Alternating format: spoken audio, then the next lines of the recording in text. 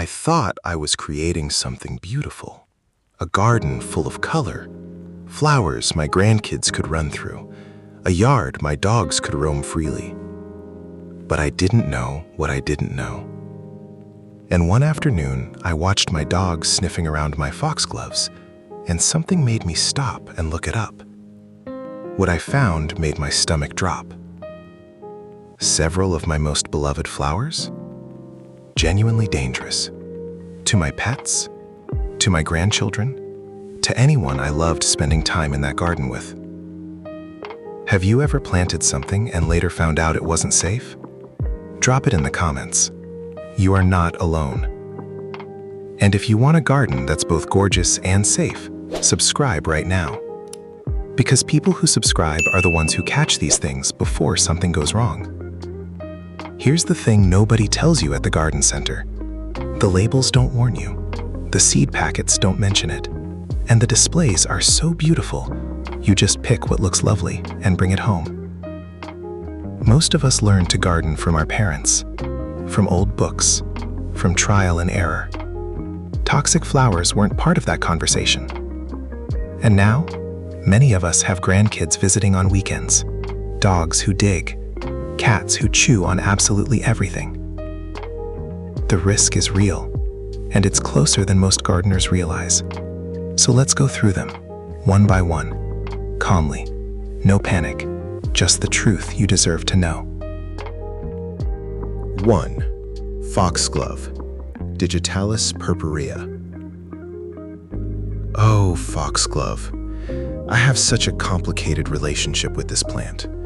Those tall, elegant spires, the soft purple and pink bells, the way they sway in a summer breeze like something out of an English countryside painting. I planted 3 of them along my back fence and felt genuinely proud. Then I looked them up. Foxglove contains cardiac glycosides, compounds so powerful they're actually used to make heart medication. Digoxin, you've probably heard of it. Now imagine your dog chewing on a leaf. Even a small amount can cause vomiting, drooling, irregular heartbeat, and in serious cases, it can be fatal. For cats, it's equally dangerous. And for young children who might be attracted to those pretty spotted flowers, same story. Every single part of this plant is toxic. The leaves, the flowers, the seeds, even the water sitting in a vase of cut foxgloves can become dangerous. What makes foxglove so tricky is how normal it looks. It's everywhere in UK and cottage-style American gardens. You see it in magazines, in nurseries, in your neighbor's front yard. Nobody looks at foxglove and thinks danger. But your pets don't know that. Foxglove thrives in USDA zones 410, loves partial shade, and self-seeds freely, which means once it's in your garden, it tends to stay in your garden.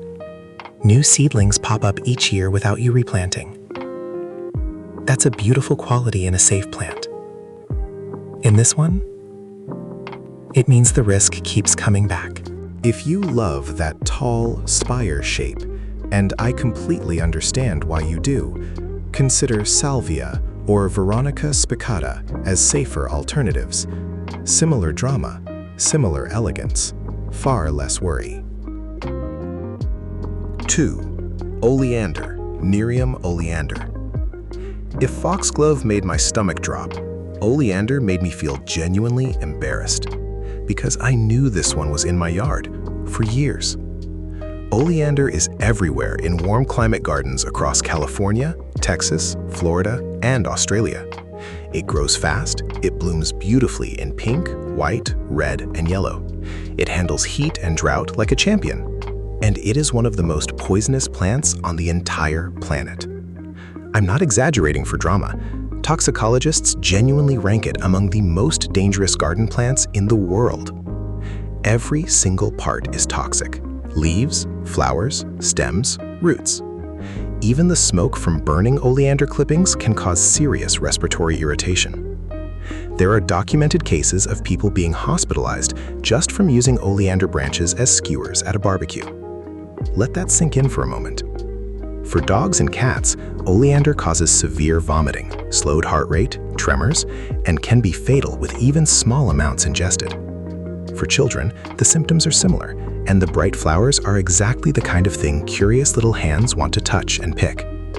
Oleander thrives in zones 8 through 11. It tolerates temperatures down to about 20 degrees Fahrenheit before struggling. It loves full sun and barely needs watering once established.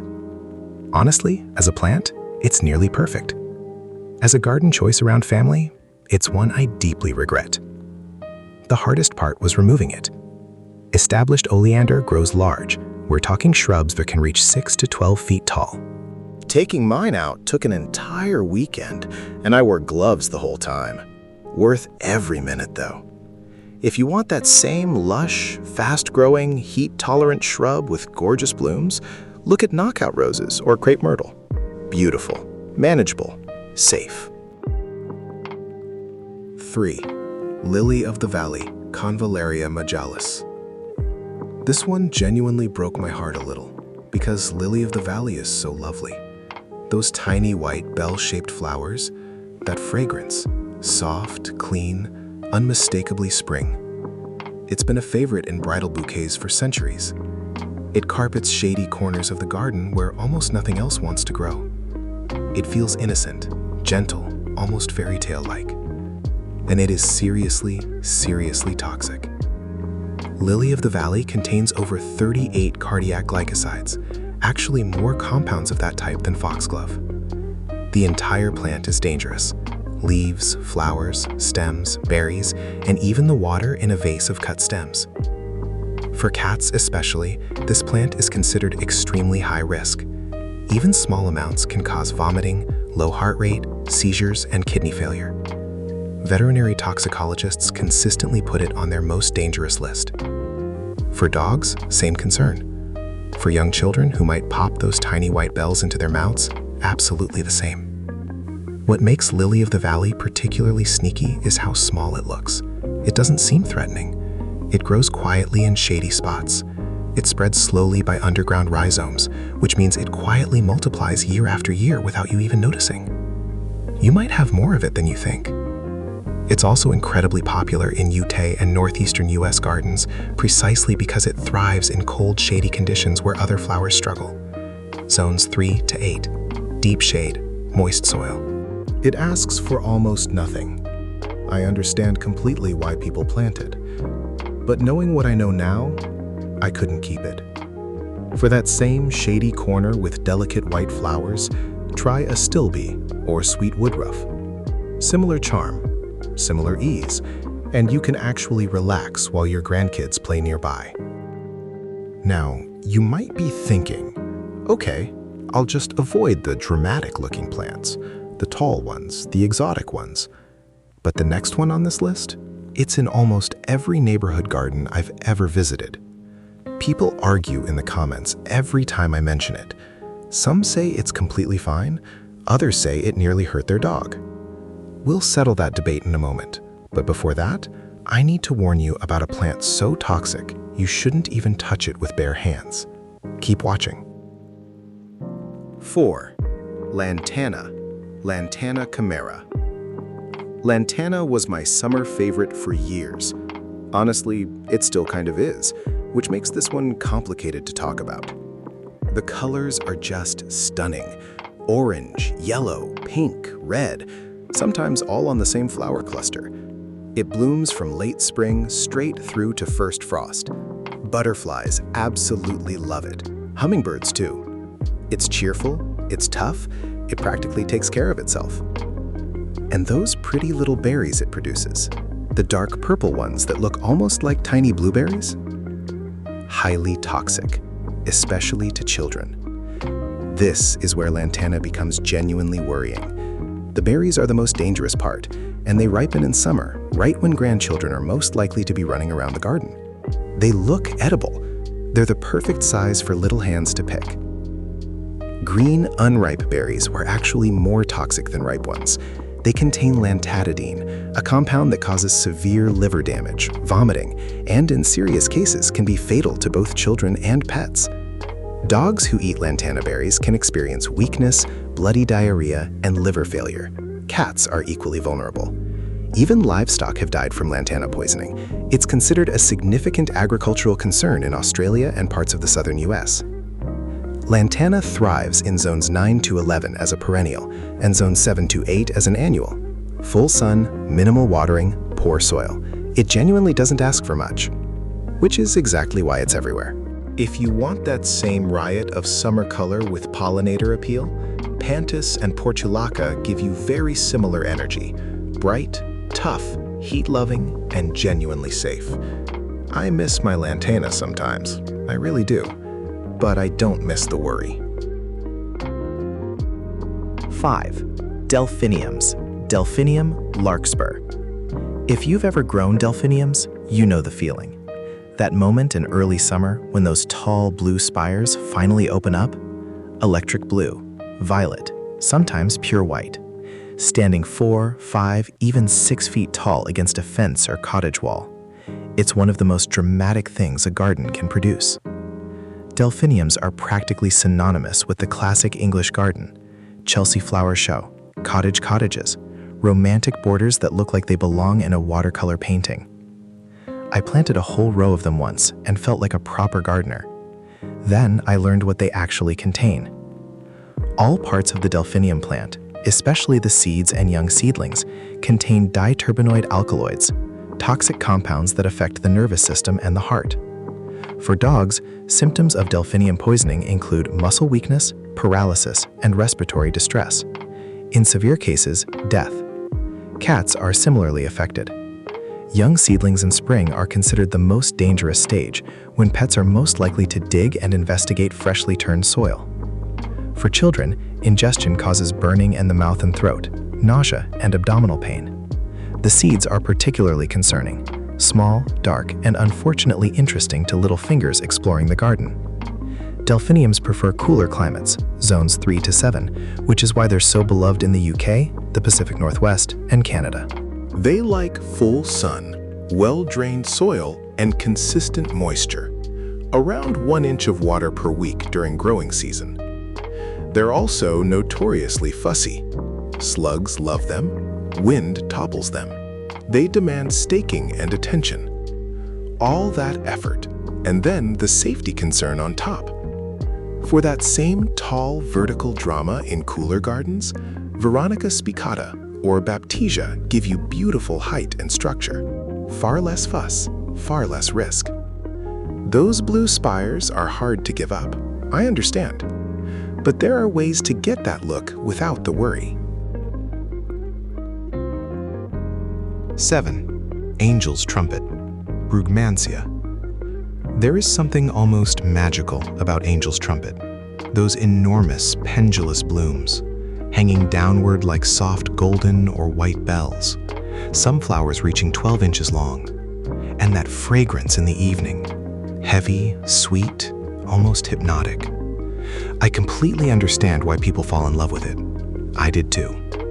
Angel's trumpet is a showstopper in warm climate gardens across Florida, California, Texas, and Australia. It grows fast, it blooms generously, it creates that lush, tropical, slightly exotic feeling that makes a garden feel truly special. But here's what that intoxicating fragrance is telling you. Every single part of this plant contains tropane alkaloids, atropine, scopolamine, hyoscyamine. These are the same compounds used in controlled medical settings, in very precise tiny doses, for specific treatments. In the garden, with no dose control whatsoever, the effects are severe. In humans, accidental ingestion causes rapid heart rate, hallucinations, confusion, dilated pupils, and in serious cases, coma. There are documented cases of children being hospitalized after simply playing near Angel's trumpet and touching their faces afterward. For dogs and cats, the neurological effects are rapid and frightening. Disorientation, inability to stand, seizures. What makes Angel's trumpet particularly concerning is its size. This isn't a small plant. It can grow 6 to 15 feet tall. The blooms are enormous and eye-catching. Children notice it immediately. And that evening fragrance? It actually intensifies after dark. which means it's releasing compounds into the air around your outdoor seating area on warm summer nights. Angel's trumpet thrives in zones 9 to 11 as a perennial. In cooler zones, it's grown as an annual or brought indoors for winter. It's genuinely one of the most stunning plants you can grow. It's also one I removed without hesitation once I understood what it actually was. For that same tropical drama with enormous blooms, hibiscus gives you incredible flower size and lush feeling.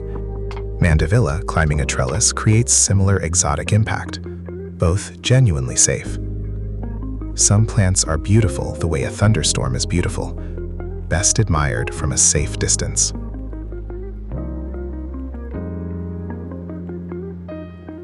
So there they are, 6 flowers I wish someone had told me about sooner. Foxglove with its heart-stopping cardiac compounds, hiding behind those beautiful purple bells. Oleander, stunning and deadly, growing quietly in warm yards across the country for years without a single warning label. Lily of the Valley, that sweet, innocent bridal flower, carrying more toxic compounds than almost anything else on this list. Lantana, dropping berries that look just like something you'd happily eat on a summer afternoon. Delphiniums, standing tall and dramatic against the garden fence, beloved by cottage gardeners everywhere, dangerous in ways most of us never suspected. And Angel's trumpet, perhaps the most breathtaking plant on this list, filling the evening air with something far more complicated than fragrance. None of us planted these with anything but love. We wanted beauty. We wanted color. We wanted a garden that felt alive and generous and welcoming. And we can still have all of that. A beautiful garden and a safe garden are not opposites. They never were. That's the garden I'm building now. And honestly, it feels lighter. Walking outside in the morning without that quiet, nagging feeling in the back of my mind. If this video made you think about even one plant differently, that's enough. That's everything, actually. Check your beds this weekend. Look up anything you're unsure about. And if you found out today that you have one of these growing in your yard, please don't feel embarrassed. I had several of them for years. We learn when we learn. Drop in the comments which one surprised you most. My guess, it's going to be Lily of the Valley or Lantana.